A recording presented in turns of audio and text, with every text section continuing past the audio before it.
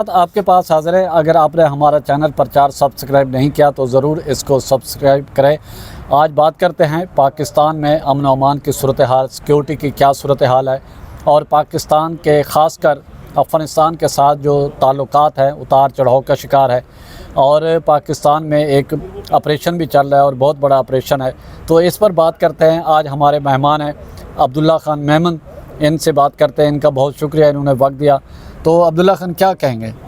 देखिए, आज अफ़गानिस्तान का मसला तो हर गुज़रते दिन के साथ सीरियस होता जा रहा है और कल रात को पाकिस्तान के जो अक़वाम मुत्तहिदा में मुस्तक़िल मंदूब हैं आसिम इफ्तिख़ार साहब, उसने एक यूनाइटेड नेशन से ख़िताब किया है और उन्होंने वहाँ पे ये कहा है कि अफ़गानिस्तान जो है वो दहशतगर्द तंजीमों के लिए एक अमाजगाह बनता जा रहा है और मुख्तलिफ़ दहशतगर्द तंजीमें जो है वहाँ इकट्ठे हो रही है।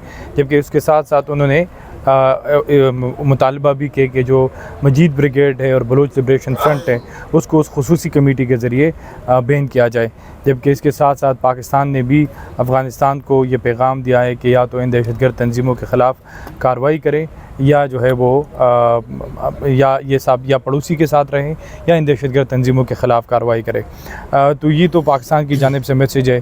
चाइना पाकिस्तान अफ़गानिस्तान ट्रायलेटरल हुआ था लास्ट मंथ, उन्होंने भी वहाँ से उसको इन्फोर्स करने की कोशिश की। मोहसिन नकवी साहब भी गए, इसाक़ डार साहब भी गए। मुत्तकी साहब का दौरा जो है वो कुछ कन्फ्यूजन की वजह से ख़राब हो गया, कुछ मसाइल थे। तो इस वक्त तो जो सिक्योरिटी की सूरत हाल है, आपने अगर लास्ट मंथ की सिक्योरिटी रिपोर्ट पढ़ी है, एक रिसर्च इंस्टीट्यूट है जो पाकिस्तान में सिक्योरिटी के ऊपर काम करती है, वो कहते हैं कि एक दिहाई बाद मतलब 10 साल बाद पाकिस्तान में इतने ज़्यादा तादाद में हमले हुए हैं। और ये हमले कोई छोटे मोटे टारगेट किलिंग नहीं है, उसमें सैकड़ों की तादाद में हमारे लोग जो है वो फिगर जो है 300 के करीब है, जिसमें हमारे सिक्योरिटी फोर्सेस और इसके साथ साथ जो हमारे सिविलियन है वो मारे जा चुके हैं। और इस वक्त अफ़गानिस्तान में आप देखें कि हमने जो तालिबान से उम्मीदें वाबस्ता की थी कि वो शायद अपनी सरज़मीन जो है दोहा एकॉर्ड के मुताबिक वो इस्तेमाल नहीं करेगा पाकिस्तान या दीगर ममालिक के ख़िलाफ़, लेकिन उस पर अमल दरामद नहीं हो रहा क्योंकि अफ़गान तालिबान जो है उस वक्त काबुल तक महदूद हैं और उनको गवर्नेंस के मसाइल है, फ़ाइनेंशियल मसाइल है।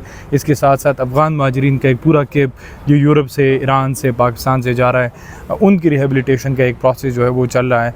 और फिर ये मसला है कि अफ़गान तालिबान जो है वो पाकिस्तानी तालिबान के ख़िलाफ़, चाहे वो TTP है, हाफिज़ गुल बहादुर ग्रुप है, खुरासानी ग्रुप है या जमातुल अहरार है, नूर वली तो TTP का है, उनके ख़िलाफ़ इस वक्त कोई कार्रवाई करने के मूड में नहीं है। वो उनको वज़ो नसीहत करते हैं कि आप पाकिस्तान में कार्रवाइयाँ ना करें, लेकिन वो कार्रवाइयाँ करें। लेकिन इसमें जो सबसे ख़तरनाक पैटर्न इस वक्त सामने आया है वो, अगर आपने लास्ट 2-3 अटैक्स देखी है जो पाकिस्तान में हुई है, बॉर्डर पे इन्फिल्ट्रेशन और इसके साथ साथ जो यहाँ पे अटैक्स हुए हैं, उसमें आधे से ज़्यादा, अगर एक हमले में मतलब 30 लोग हैं तो उसमें 16 से 17 अफ़गान शहरी है। अब रिसेंटली काबुल से एक डेलीगेशन आया था बलूचिस्तान जो पश्तून इलाक़े है क्वेटा में, और उन्होंने यहाँ पाकिस्तान से बात की और उसके नतीजे में जो 56 डेड बॉडीज़ है जो पाकिस्तान में मारे जा चुके थे अफ़गान शहरी, उनको हवाले किया। जबकि इसके साथ साथ अगर आप देखें, गुज़िश्ता रोज़ हमारे दीर में FC के ऊपर एक अटैक हुआ जिसमें 12 से 13 नौजवान हमारे जो है उन्होंने शहादतें दी। तो वो डेड बॉडीज़ TTP अपने साथ उन्होंने अपने कंट्रोल में लिया। तो फिर पाकिस्तान की सिक्योरिटी फोर्सेस ने उनके साथ एक एग्रीमेंट किया और उस एग्रीमेंट के तहत यहाँ पे FC की डेड बॉडीज़ इनके हवाले की गई, जबकि यहाँ की डेड बॉडीज़ जो है वो वहाँ पहुँचाएगी। और उसमें मौलवी फ़कीर मोहम्मद, जिसका ताल्लुक़ बाजोड़ से और बहुत एक नोटोरियस किस्म का कमांडर है TTP का, वो इस वक्त जो है उसका बेटा भी इसमें मारा गया। तो एक बड़ी पेशरफ़ थी। तो इस वक्त पाकिस्तान के जो कबायली इलाके हैं उसमें लॉ एंड ऑर्डर की सिचुएशन बहुत ज़्यादा ख़राब है। और सिर्फ ये कबायली इलाकों तक महदूद नहीं है, बल्कि अब बंदोबस्ती इलाकों तक भी ये चीज़ें जो है वो फैल चुकी है। पंजाब के अंदर भी जो है जो राजनपुर और DG खान के इलाके हैं, वहाँ पे भी अब ये सिक्योरिटी का जो मसला है वो संजीदा होता जा रहा है। और इसमें एक और ख़तरनाक पैटर्न जो इस वक्त सामने आया है, जिस पर मैं कल एक रिसर्च पढ़ रहा था, वो कराची के अंदर है। और कराची में जो लॉ इन्फोर्समेंट के लोग हैं, पुलिस के लोग हैं, या वहाँ पे जो इंटेलिजेंस एजेंसीज़ के हमारे लोग हैं, उनको टारगेट किया जा रहा है। एक नया पैटर्न जो है वो इस वक्त शुरू हुआ है। तो बॉर्डर से एक बहुत बड़ी तादाद में इस वक्त इन्फिल्ट्रेशन हो रही है, हज़ारों की तादाद में वो वहाँ पर मौजूद हैं। जबकि इससे पहले जो इमरान खान साहब और जनरल फैज़ साहब के टाइम में भी 6 से 7 हज़ार लोग आए, तो वो भी यहाँ पे अभी तक इन्होंने 1000-1200 लोग जो है या 1500 लोग जो है वो मारे हैं। तो 6500 तो वो लोग हैं जो पहले आए थे, और बॉर्डर से मुसलसल इन्फिल्ट्रेशन हो रही है। तो एक सिक्योरिटी का मसला इंतहाई संगीन होता जा रहा है। ऐसा लग रहा है कि दोबारा पाकिस्तान जो है, इसहाक डार साहब या सादिक साहब जो है वो अफ़गानिस्तान जा सकते हैं और दोबारा ये मसला उठा सकते हैं। लेकिन रोज़ाना की बुनियाद पर 3 से 4 हमले इस वक्त सुबह खैबर पख्तूनख्वा में हो रहे, कुछ हमले जो है वो 10 की तादाद में भी रोज़ाना पहुंच जाते, तो नॉर्मल नहीं है ये चीज़। इसी के साथ देखें तो जो ज़ुल्म खलीलज़ाद हैं, गुज़िश्ता दिनों उसका बयान है कि पाकिस्तान को इन ग्रुप्स के साथ बातचीत करनी चाहिए, मुज़ाकरात करना चाहिए। उसने ये भी हवाला दिया कि जब हम वार में थे तो पाकिस्तान हमें भी यही मशवरा देता था कि उनके साथ मुज़ाकरात करें, उनके साथ बातचीत करें। इस पे क्या कहेंगे? देखिए, इस पे तो एक चीज़ ये है कि पाकिस्तान और अफ़गानिस्तान की रियासत के बारे में अगर आप एक तक़ाबली जायज़ा ले तो अफ़गान रियासत बहुत कमज़ोर थी। मतलब आपने देखा कि जैसे ही अमरीकी विड्रॉल हुआ तो उसके फ़ौरन बाद ही कुछ दिनों में अशरफ गनी साहब की जो हुकूमत थी वो कोलैप्स कर गई, और अफ़गानिस्तान ने कहा कि उनकी 3 लाख फ़ौज है। लेकिन फिर जब बारी आई तो उनने कहा कि 1 लाख तो गोस्ट आर्मी थी, बाकी लोग निकल गए, कोई इधर गया कोई उधर गया। तो वहाँ पे अफ़गानिस्तान में सिर्फ जो है वो सिर्फ अफ़गान तालिबान नहीं थे, वहाँ पे अलकायदा था, वहाँ पे दाइश था, वो एक बहुत मजबूत पोजीशन में थे। और हम ये देख रहे थे कि इस बार पाकिस्तान ने हमेशा अफ़गानिस्तान के अंदर जो है वो उनकी इन्वॉल्वमेंट रही है, लेकिन अभी जो 2021 वाला मामला हुआ उसमें पाकिस्तान की इन्वॉल्वमेंट इंतहाई कम थी। और उसकी वजह शायद ये भी थी कि पाकिस्तान, जब जनरल बाजवा ने कहा कि हम 40 साल इस गंदी जंग का हिस्सा रहे हैं, डर्टी गेम हम इसका हिस्सा रहे, तो पाकिस्तान ने ख़ुद को थोड़ा सा इस चीज़ से आइसोलेट किया। लेकिन उसके बावजूद अशरफ गनी साहब की जो हुकूमत थी वो ख़त्म हो गई। अब पाकिस्तान जो एक तो ये कि ज़ल्म खलीलज़ाद की समझ नहीं आती कि वो किसके पैरोल पे काम कर रहे, वो एक दिन एक बात करते हैं, अगले दिन कोई नई स्टेटमेंट लेके आता है। तो ये अफ़गानिस्तान के मुकाबले में पाकिस्तान की जो रियासत है वो इंतहाई मजबूत है, या दिफाई इदारे, सिक्योरिटी के इदारे वो बहुत मजबूत है। लेकिन हम ये नहीं कह सकते कि पाकिस्तान की रियासती इदारे मजबूत है तो जो आउटलॉट तंजीमें हैं या जो कालादम और दहशतगर्द तंजीमें हैं वो एक थ्रेट नहीं है, वो बहुत बड़ा थ्रेट है। माजी में आपने देखा कि आपके मेरियट होटल के ऊपर हमला हुआ, इस्लामाबाद में हमले हुए, पिंडी के अंदर हमले हुए, लाहौर के अंदर हमले हुए, कराची में सेवन के ऊपर वो हमले हुए। तो एक थ्रेट तो है, लेकिन हमारे पास जो हमने एक मुज़ाकरात तो नहीं किए, हमने इससे पहले जो है बैतुल्लाह महसूद के साथ हमने मुज़ाकरात किए 2007 में, फिर उसके बाद हकीमुल्लाह महसूद के साथ मुज़ाकरात हुए, नेक मोहम्मद के साथ 2005 में मुज़ाकरात हुए। उसके बाद मुज़ाकरात का कई दौर, और आपको याद है कि जब नून लीग की हुकूमत थी तो इरफान सदीकी और इसके साथ साथ कुछ लोग थे वो उन्होंने भी TTP के साथ मुज़ाकरात किए। अवामी नेशनल पार्टी जब 2008 से 13 में खैबर पख्तूनख्वा में थी तो उन्होंने सवात तालिबान के साथ एक मुज़ाकरात के। लेकिन पाकिस्तान को पता है कि इन मुज़ाकरात का कोई फ़ायदा जो है वो नहीं है। इनके पास एक ही ऑप्शन है कि इन तंजीमों के ख़िलाफ़ एक मौसर कार्रवाई की जाए। मतलब अगर वो कहते हैं कि उनका मुतालबा क्या है, वो तो ये नहीं कहते कि अब आप हमें सेटल कर दें, हम पुरअमन शहरियों की तरह ज़िंदगी गुजारेंगे, ऐसा तो नहीं है। वो कहते हैं कि यार खैबर पख्तूनख्वा में शरीयत नाफिज़ करें। शरीयत का मतलब ये है कि एक रियासत का एक पूरा सूबा जो है मुतबादिल रियासत खड़ी करे, मुतबादिल रियासत जो है वो खड़ी करे, और वो कहेंगे कि नहीं ये निज़ाम ख़त्म करे, 73 का कॉन्स्टिट्यूशन ख़त्म करे। तो पाकिस्तान के लिए ये इस वक्त जो है ये चैलेंज इतना आसान नहीं है कि पाकिस्तान कैसे करेगा, दुनिया उसको देगा। एक इटमी रियासत है, पूरी दुनिया की उस पर नज़र है। अगर आप एक चीज़ करोगे तो दुनिया क्या समझेगी कि अगले रोज़ तो इनके हाथों एटम बम लग जाएगा। तो खलीलज़ाद साहब का जो ऑप्शन है मेरे ख़्याल में वो सिर्फ ख़ुद को रेलेवेंट कर रहा है इन चीज़ों में जिसकी रिलेवेंसी बनती नहीं है। खलीलज़ाद के इस वक्त इस इक्वेशन के अंदर, माजी में वो अमरीकी मर्चेंट थे, वो आते थे, मुज़ाकरात भी करते थे, लोगों से मिलते थे, अफ़गानिस्तान हुकूमत में डील करते थे अमेरिका और ये। तो इस वक्त उनका जो मशवरा है मुझे नहीं लगता पाकिस्तान के मुज़ाकरात के साथ जो है वो एक्सपीरियंस अच्छा नहीं रहा है, और यही एक्सपीरियंस है। और ये तो मौजूदा जो फील्ड मार्शल है उन्होंने वाज़ेह किया कि इन तंजीमों के साथ किसी किस्म के मुज़ाकरात नहीं हुए। देखो एक सिंपल चीज़ है और ये बहुत ख़तरनाक पैटर्न है। जो पाकिस्तान की जो दानिश्वर तबका था या जो लिफ्ट की सियासतदान थे या राइटर थे, वो ये कहते थे कि चाहे वो अफ़गान तालिबान है, चाहे पाकिस्तानी तालिबान है, चाहे वो अलकायदा या दाइश है, ये नज़रियाती तौर पर एक लोग हैं। और अगर आप अफ़गान तालिबान के लिए एक नरम गोशा रखोगे तो इसके बदले आपको इसका एक कॉस्ट जो है वो देना पड़ेगा। लेकिन हम समझते थे कि नहीं, अफ़गान तालिबान अलग है, वो अफ़गानिस्तान में बैठेंगे हुकूमत करके, पूरे TTP को जेल में डालेंगे। उन्हें 7-8 हज़ार TTP के फ़ाइटर्स को उन्होंने जेलों से बाहर किया और उन्हें कहा कि भाई आप जो है वो अब आज़ाद शहरी है, तो वो वहाँ पर इस वक्त रह रहे। लेकिन हम इसको नहीं समझ रहे थे। अब अफ़गानिस्तान में चूँकि तालिबान की हुकूमत आई है, तो नीचे जो लोग हैं लॉट, वो तो नज़रियाती तौर पर एक हैं, मतलब वो तो वो भी कहते हैं कि नहीं, जंग होनी चाहिए, पाकिस्तान में कुफरिया निज़ाम है, इसके ख़िलाफ़ जंग होनी चाहिए। तो वो जो अफ़गानिस्तान के शहरी है, जो अफ़गान तालिबान है, जो अलकायदा है, उनके जो फ़ाइटर्स हैं, अब वो पाकिस्तान के फ़ाइटर्स के साथ या पाकिस्तानी तंजीमों के साथ कोलैबोरेशन कर रहे हैं, उनका इत्तेहाद हो रहा है। आप देखिए TTP के साथ कोई 17 तंजीमें मर्ज हुई जो नाराज़गी की वजह से। अब परसों एक और तंजीम जो है वो वज़ीरिस्तान की, वो TTP में ज़म हो गई।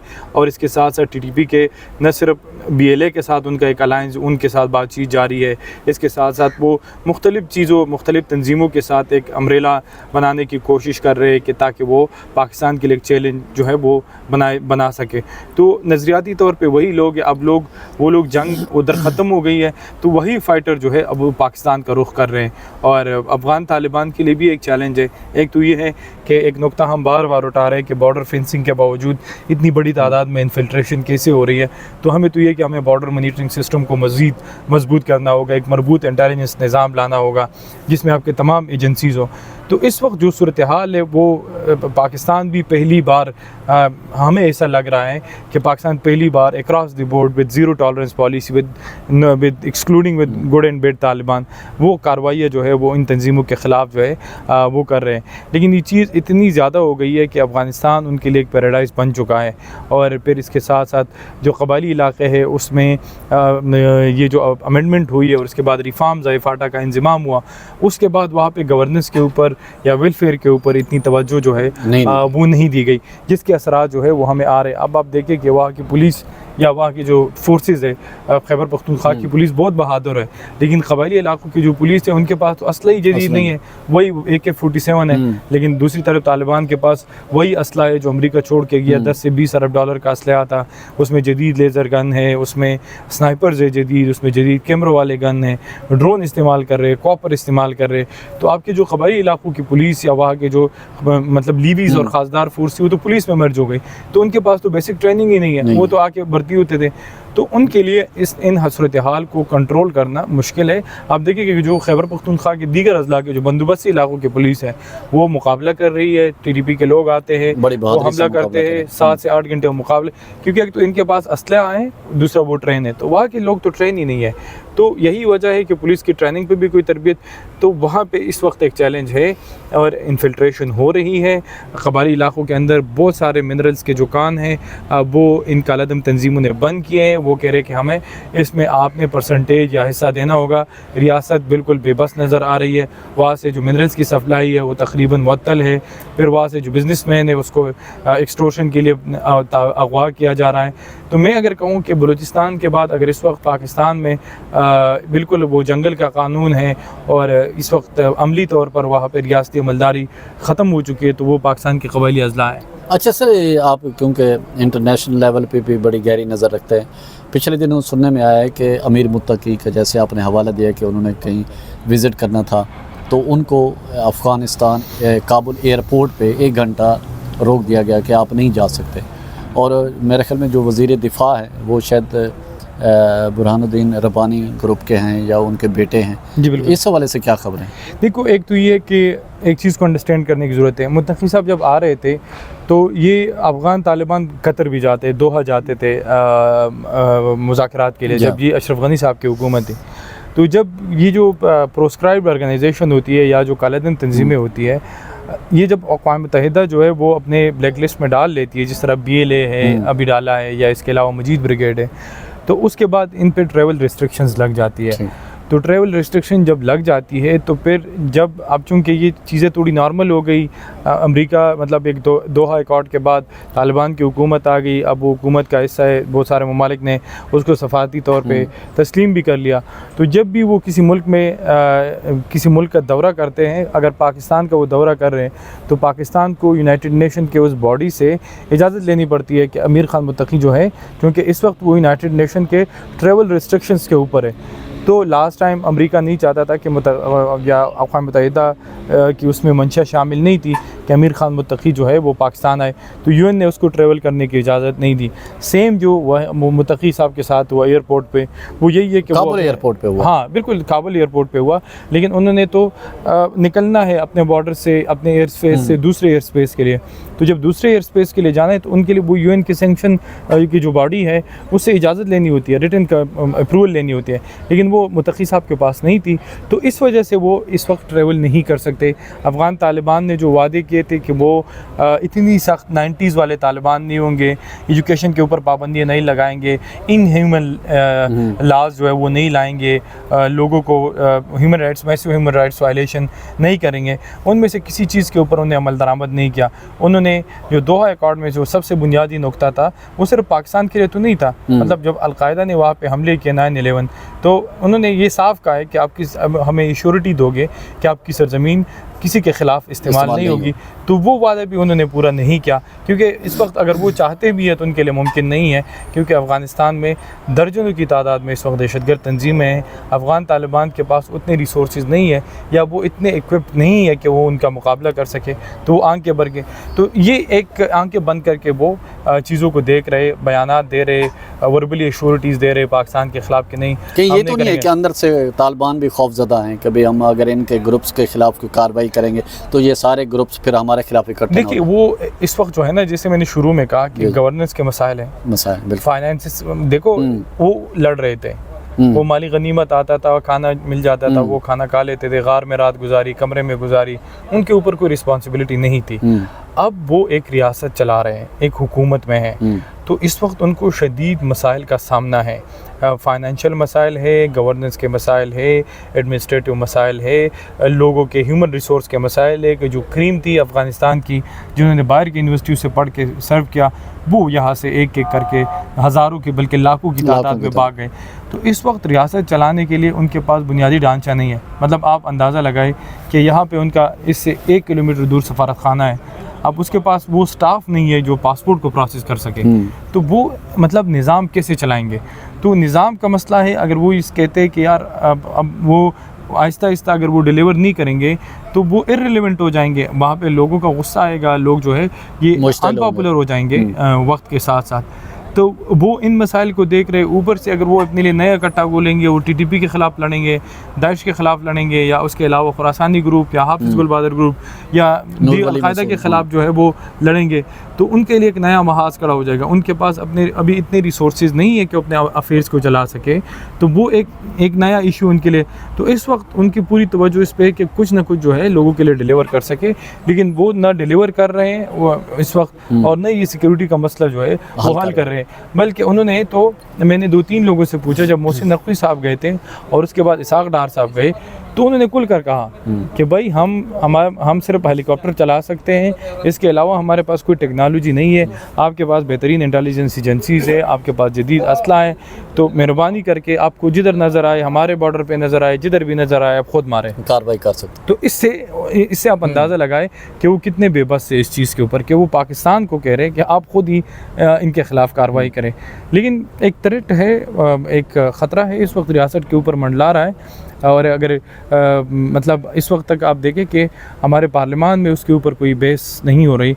ऑपरेशन का फ़ैसला भी एक तरफ़ा होता है, एक फ़रीक़ का या एक इदारे का फ़ैसला होता है कि हमने ऑपरेशन करना है, हमने लोगों को निकालना है। इसके अलावा आपने कब देखा कि इस इशू के ऊपर कोई नेशनल सिक्योरिटी कमेटी का लास्ट 2-3 मंथ्स में कोई इजलास हुआ है, या पार्लियामेंट का कोई मुश्तरका इजलास बुलाया गया इन कैमरा कि हाँ यहाँ पे जो सिक्योरिटी इदारों के सरबराहान हैं वो ब्रीफ़ करें?